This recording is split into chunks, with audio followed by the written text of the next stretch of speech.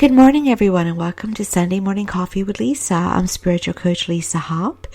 It is Sunday, October 27, 2019. Thank you so much for joining me. If you're new, thank you so much. If you're coming back, I appreciate you all so much. Please be sure to share this podcast. Let people know. Tell them where to find it. It's available on YouTube, it's available on Spotify, Spreaker.com, iHeartRadio, and various other sources.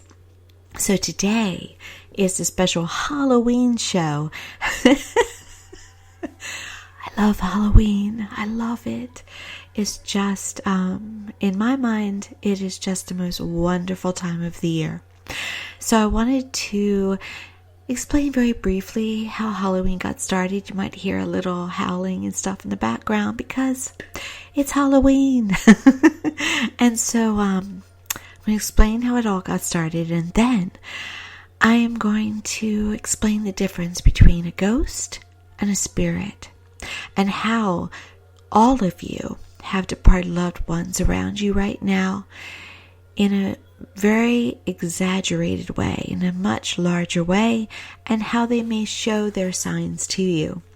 So it's going to have a mixture of spirituality in it, not just about Halloween. So stay with me, and I hope you enjoy the show. Please be sure to visit my website, www.lisahopp.com.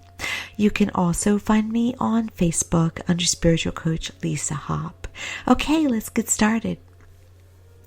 So, Halloween is a holiday celebrated every year on October 31st. The only time in my time that it's been changed has been when we had the catastrophic storm of Hurricane Sandy. Then they did change trick-or-treating day to that day, and I'll be honest with you, I didn't really like it. I understood, but I didn't go all out like I normally do because it just simply wasn't the same. It has its own type of energy. And so yes, I gave out candy, but I didn't do the whole haunted yard thing that I can do. And this year it might be a little bit different as well. It's that kind of year.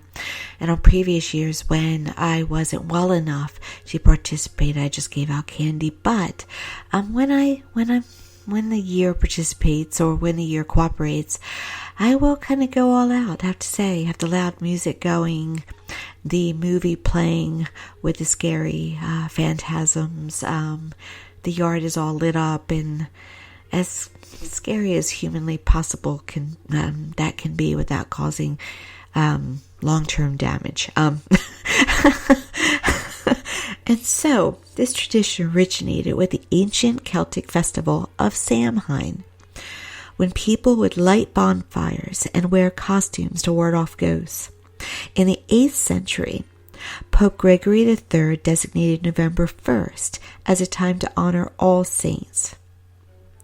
Soon, All Saints' Day incorporated some of the traditions of Samhain. The evening before was known as All Hallows' Eve, and later Halloween. Over time, Halloween evolved into a day of activities such as trick-or-treating, carving jack-o'-lanterns, festive gatherings, donning costumes, and eating treats. Halloween's origins date back to the ancient Celtic festival of Samhain. The Celts, who lived 2,000 years ago, mostly in the area that is now Ireland, the United Kingdom, and northern France, celebrated their new year on November 1st.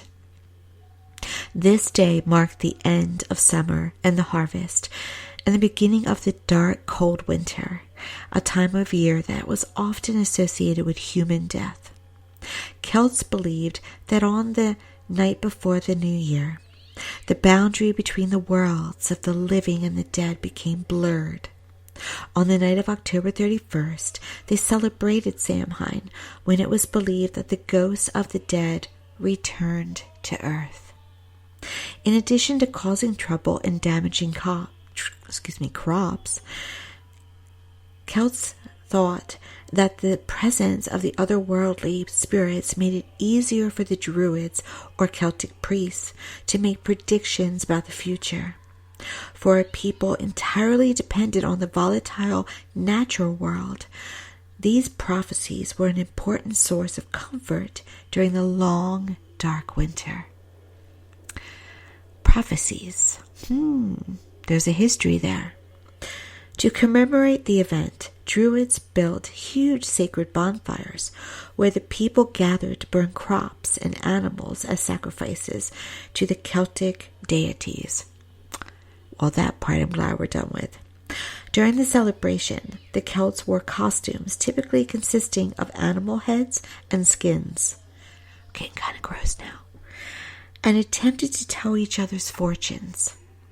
When the celebration was over, they relit their hearth fires, which they had extinguished earlier that evening, from the sacred bonfire to help protect them during the coming winter.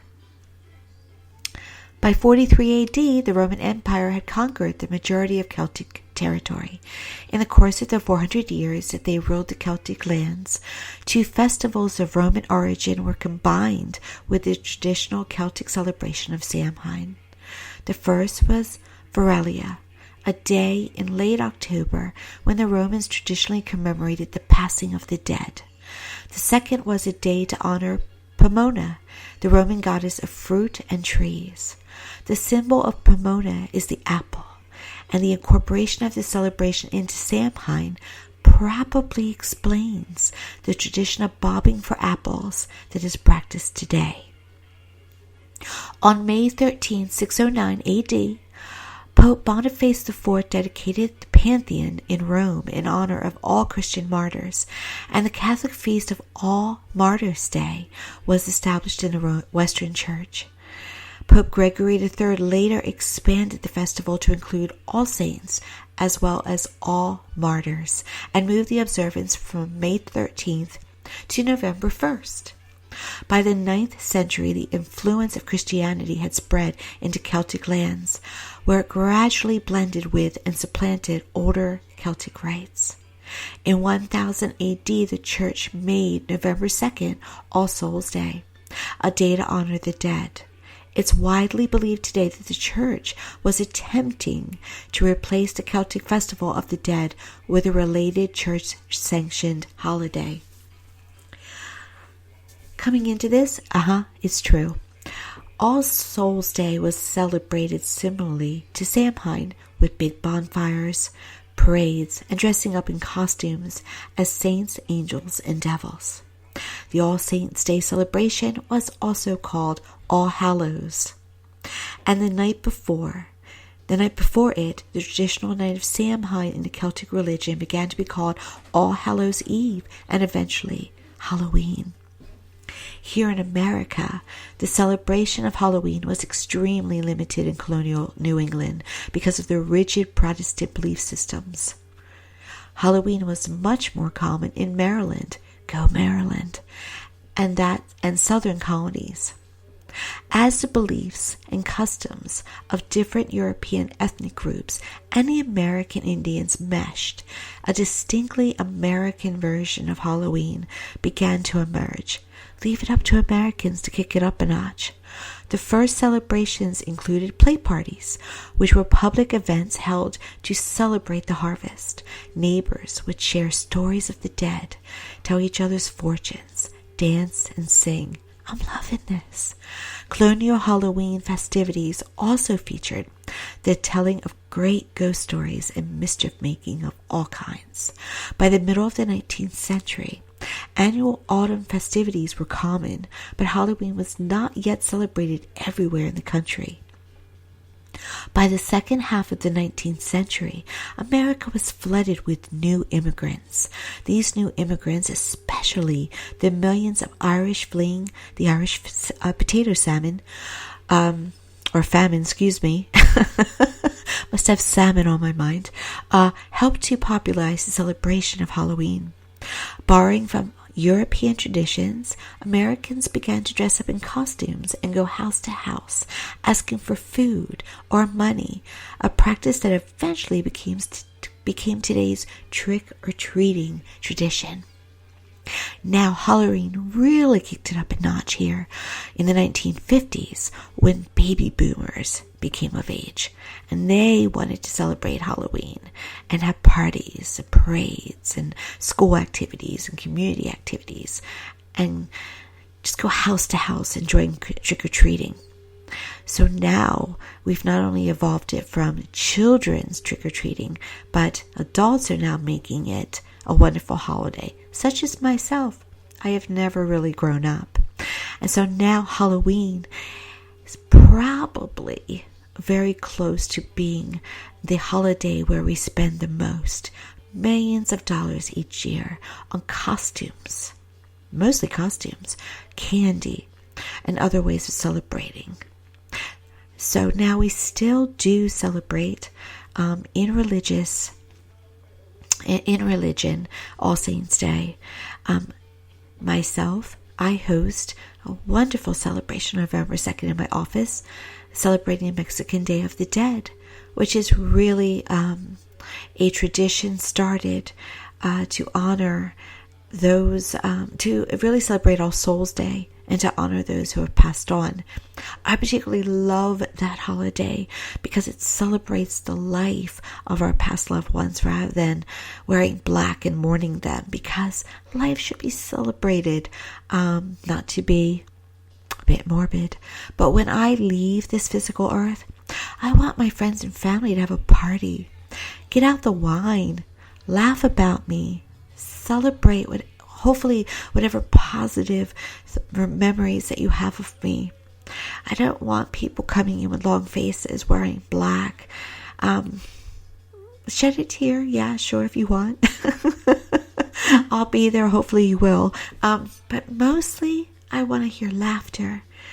I want to see celebration. I want to know that there is a legacy to my life, that it mattered. Life should be celebrated. Life is precious. So that is your Halloween history. Halloween. I'm concerned about Halloween because we're moving away from the tradition of the day itself into more of your trunk and treats, and children aren't wanting to come out as much as they used to, at least in my neighborhood at previous Halloweens. They want to host community gatherings more.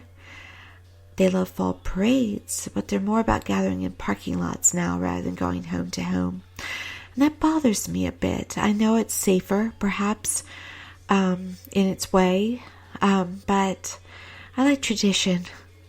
And so I hope the tradition always lasts because it's important. You know, tradition has its place, and good traditions have their place. You know, not all traditions. I'm glad the Celtics no longer sacrifice animals. And so, it has its place, and wonderful traditions such as Christmas and Christmas Eve and Halloween. So, I hope that you learned a little bit that maybe you didn't know before, or it re-emphasized what you already knew. And I'd like to talk now about this time of year, and why I'd like to answer the question of what the difference is between ghosts and spirits. You see, lately, almost every day actually, either personally or in my work, someone mentions to me that the activity around their home is larger than it's been. And they're concerned. They're like, do I have a haunted home? What is happening here? The wonderful thing about this time of year, which the Celtics tuned into, was that it is a time of year where the veil between this world and the next thins. Now, we are one dimension, and there are many more dimensions. And the dimension that we know as heaven is literally just maybe a half an inch away from us. It is not way up in the sky. You cannot take a space shuttle to get there. It is literally right around us, but it is separated from us by what is called a veil. You can also know it as a wall, a curtain, however you'd like to see it. But most know it as a veil. And it's a veil that is made of energy, and it thickens very easily. If you look for your loved ones in spirit when you're missing them, you thicken the veil way out. And even though they are standing right next to you, it'll feel like they're a million miles away and they're not there. And because you're literally blocking them. Because when we look, energy thickens. When we miss, energy thickens. When we are grieving, when we need, when we are emotional, the veil pushes out, it thickens.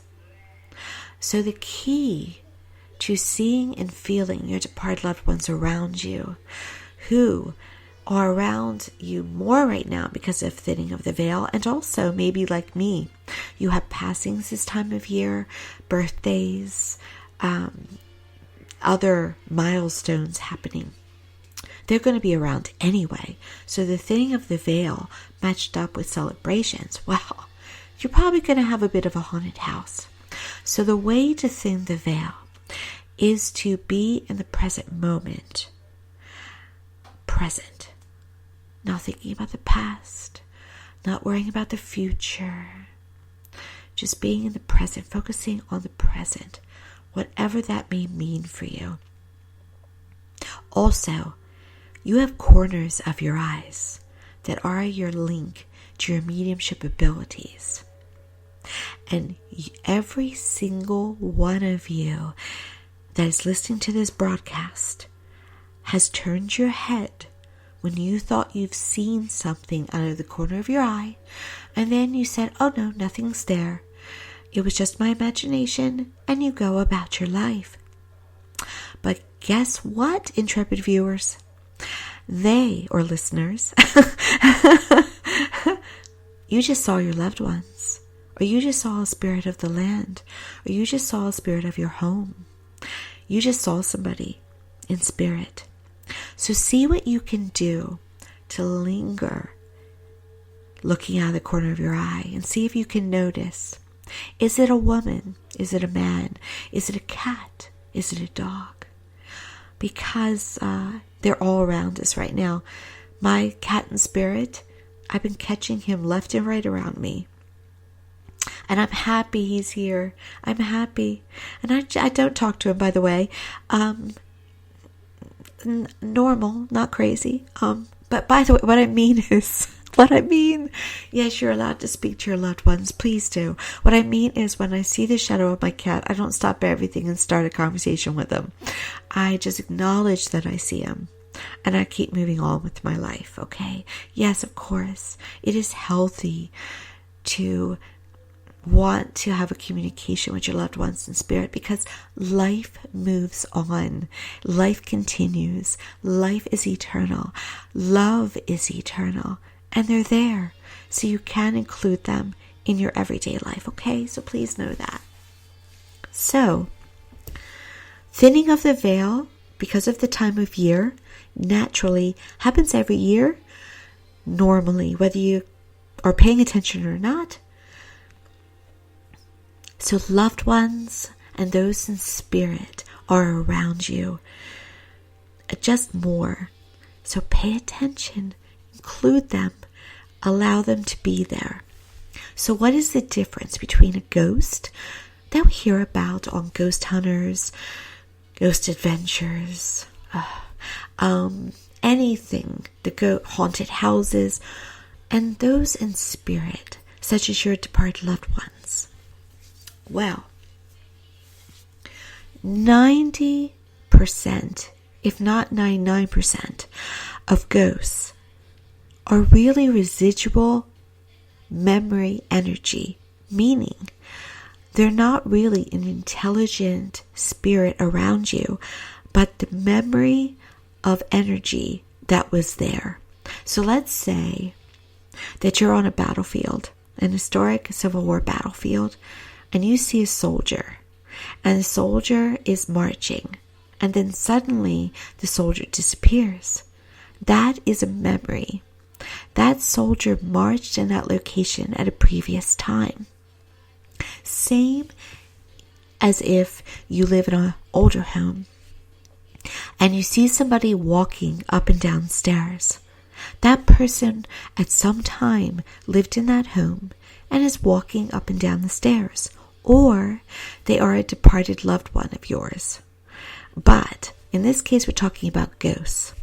So what you normally would see as ghosts are people replaying or energy replaying a memory, a recording of another time. Hope that's clear, okay?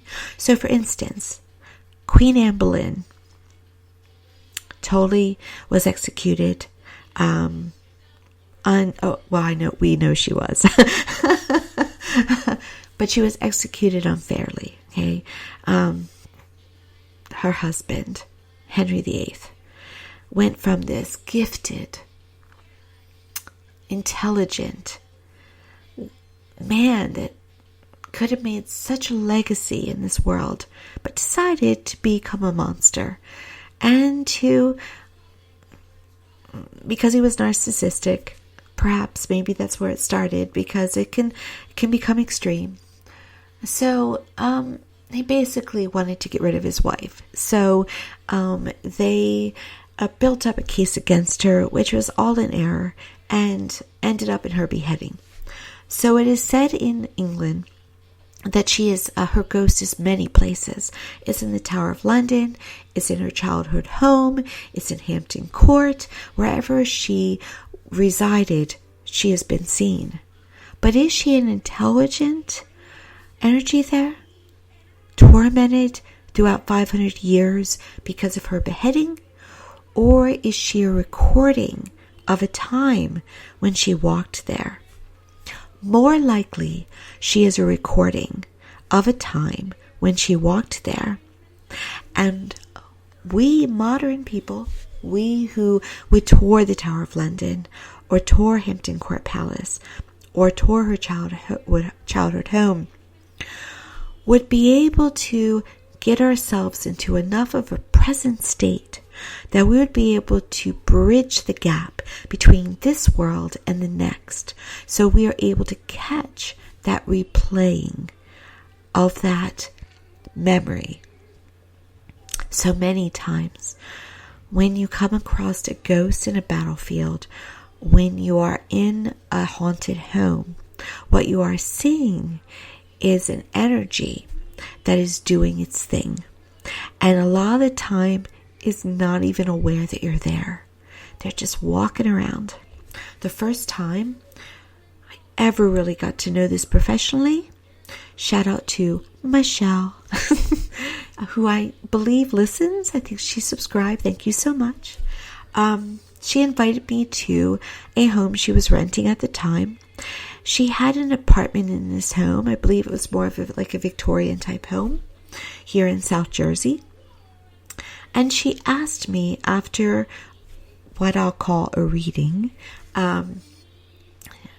she asked me to tour the home because she had had experiences there with spirit. And she said to me, can you tell me anything about what is in this home? And I said something then, which I said commonly at the time, and I will say today, but I'm much more, I've evolved in my professional life. I have much more open abilities now. I've improved. But at the time I said, I don't know, but I'll see if I can. And that's what I said quite a lot back in those days. I don't know if I could do that, but I'll see if I can. So I toured her home. And when we went into her bedroom, I saw very vividly, out of my third eye, I saw a man in a sleeveless white t-shirt. And he walked through the wall and literally walked right through her bed to the other wall. And I told her, I said, I see him. He's walking literally right through your bed, through the bedroom. And it feels to me like he's just doing his thing. He's just walking through like this. Maybe it was once a hallway. And she shared with me that she's actually had woken up in the middle of the night seeing him walking over her or perhaps even through her.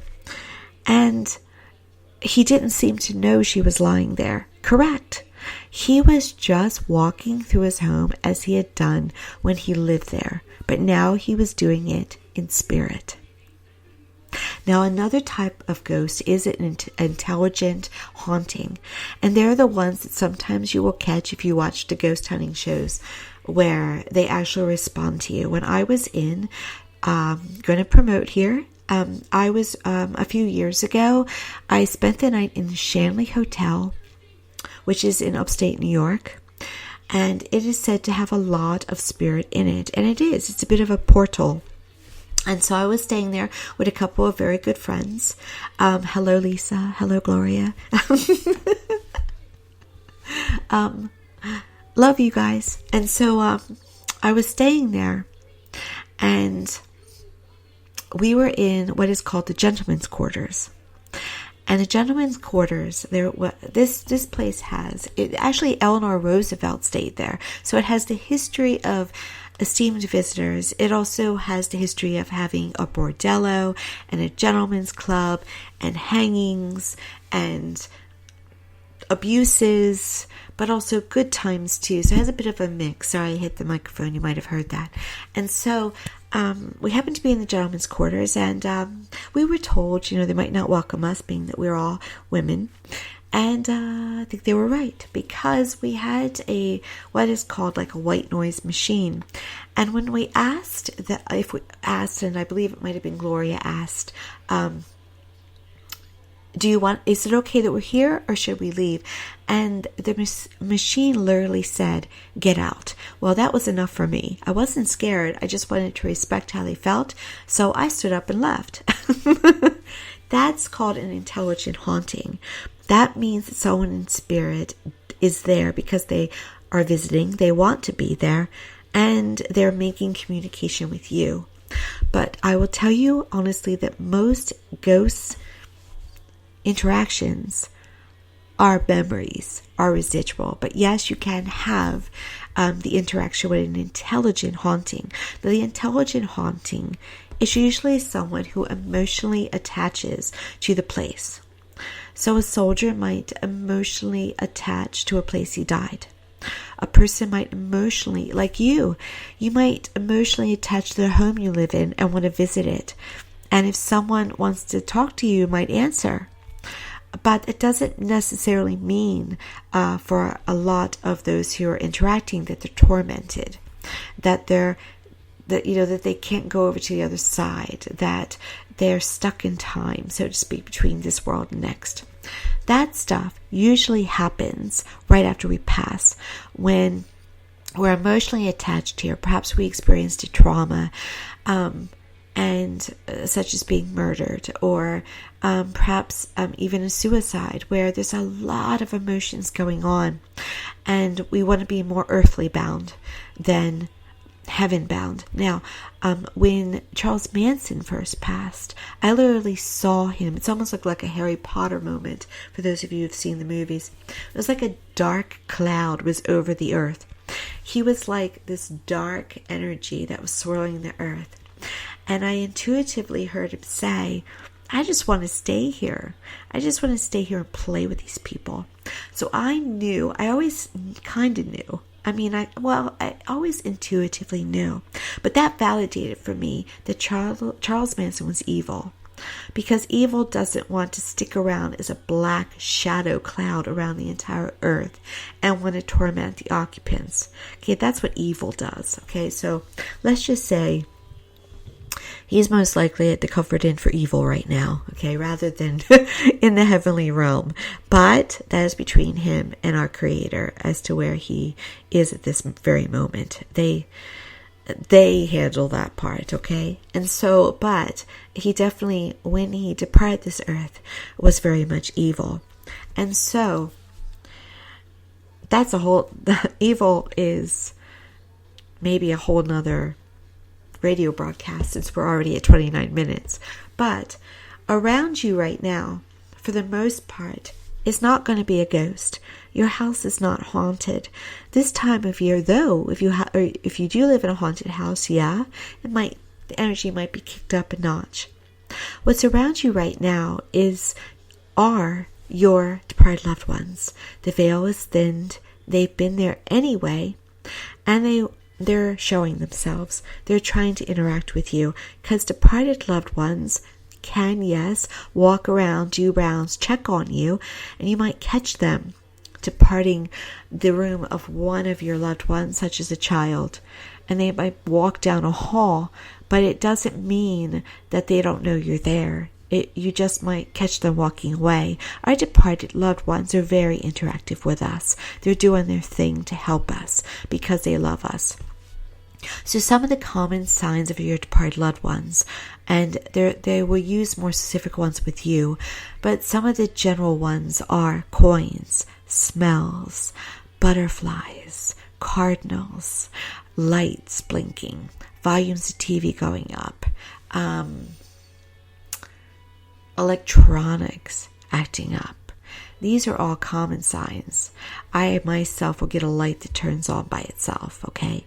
But only on special dates or when I need my family the most. When I was going through the beginning of a health journey, I was riding in a car between my one lab that I had to go to, or my one doctor, to another doctor. I say lab because it was radiation. And a butterfly in that ride between the two locations kamikazed into the windshield of the car I was in, backed up in midair, floated in midair as if it was staring at us, and then uninjured flew away. The car was moving. It was completely paranormal. Okay? That is what heaven does. They'll always come around you in such a way to let you know that they're all right and you're all right. Everything's all right. They're never going to come around you if your world is going to fall apart, never to be better again. They'll never come around also and lie to you. Okay? They just won't. Heaven is about love and only love. So this time of year, let's just put it this way. They're around you anyway, whenever you need them. But this time of year, it's easier for them to be seen. It's easier for them to be heard. So you're going to catch them out of the corner of your eyes. You're going to hear them. You're going to feel them. Please allow yourself to do so, because it is such a blessing. It is such a gift. Now, in where you live, it is not just your departed loved ones. You live on a land that holds energy. We are all energy, and to energy we return. We're taught that we're all dust, and to dust we return. Well, that's because we used to all be buried, okay? But, or I guess cremated, sure, all right. That's talking about our physical bodies. But in reality, in truth, we're all energy that shields our physical body and it turns to pure energy. Okay, returns to pure energy. So you have energy all around you. You have your departed loved ones, you have your angels, you have your spirit guides, and you have people also of the land and of the home. So let's just say your home was built on an Indian burial site. Yeah, you're going to have Indians.